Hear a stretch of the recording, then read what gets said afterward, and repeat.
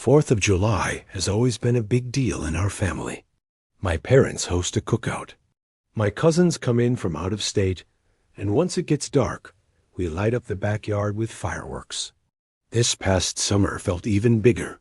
First time back together since the pandemic started. Everyone was in high spirits. We were eating, drinking, laughing. The kids were running around. It felt good to be back to normal. Around 9 p.m., we started the fireworks. Nothing fancy, just some Roman candles, bottle rockets, and a couple of larger mortar my uncle bought from a roadside stand. One of them didn't go off. You usually get a warning if this happens. Like the fuse will burn, but it won't detonate. So we waited a couple minutes like you're supposed to. Then my cousin Rob walked over to check it.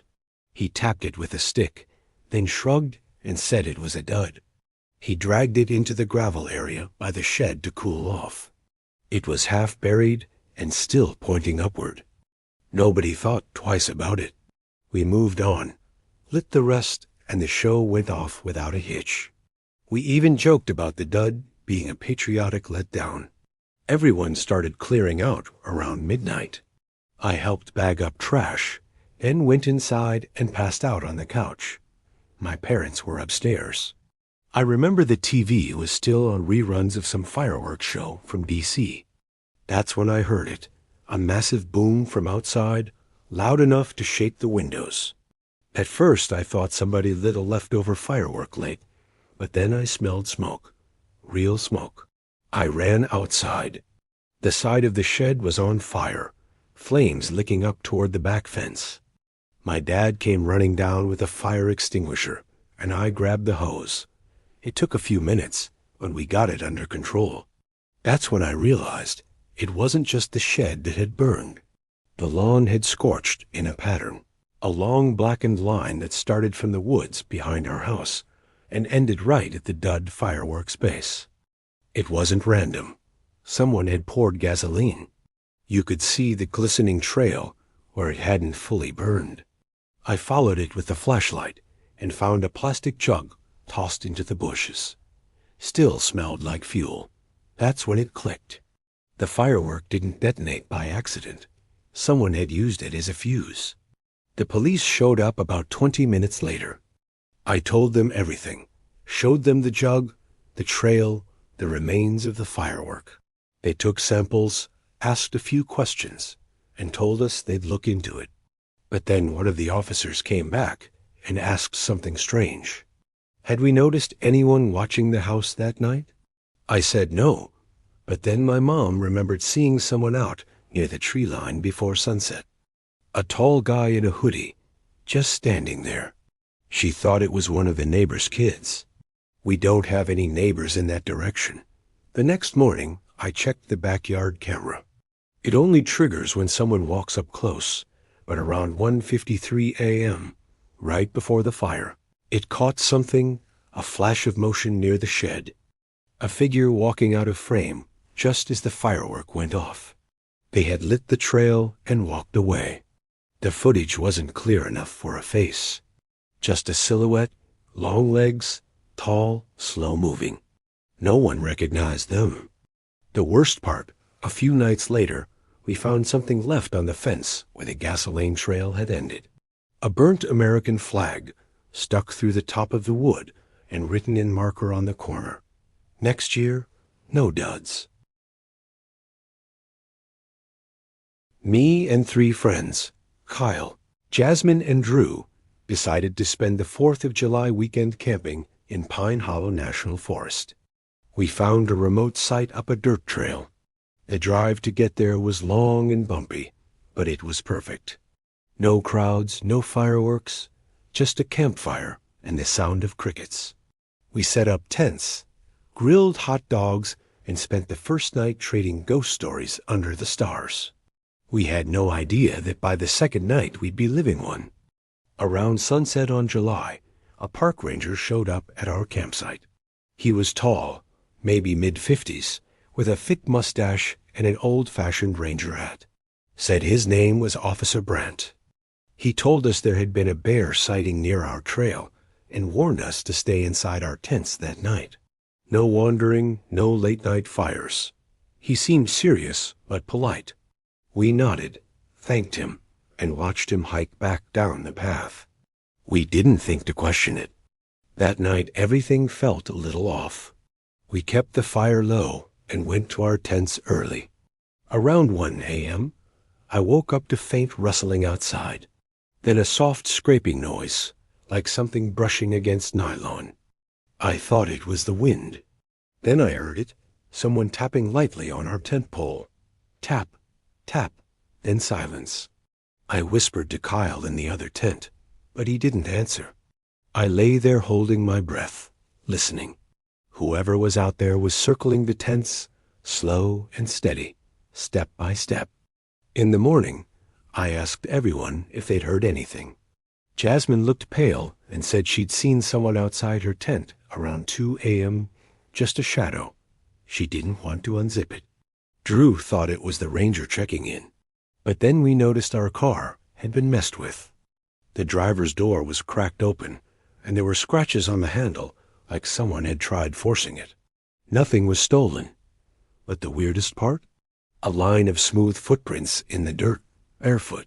No tread, just bare feet, walking in a circle around our tents. We hiked down to the ranger station to report it. The guy behind the desk looked confused when we asked for Officer Brett. He said they didn't have anyone by that name, and no rangers were patrolling our side of the forest that night. He showed us the duty roster. Our trail hadn't had a ranger assigned in over a week.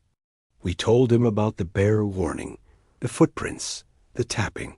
He looked concerned and said we weren't the first campers to report strange encounters in that part of the woods, but they'd never been able to verify anything. We packed up and left that afternoon. On the way out, we stopped at a gas station and decided to check our phones. Jasmine had taken a few photos that night. She took a few quick shots before he disappeared down the trail. She zoomed in, and we all went silent. The badge on his uniform was old. The design hadn't been used in years. The name tag was worn down, barely legible. But the part that made my stomach drop? His eyes. They didn't reflect the flashlight like they should have. They looked flat, empty, like glass. A few days later, I did some digging. Found an article from 1998 about a ranger named Thomas Brandt who went missing in Pine Hollow. He disappeared while tracking a mountain lion. They never found him. His last known patrol route was the same trail we camped near. Some of the locals still talk about him, a ghost story for new campers.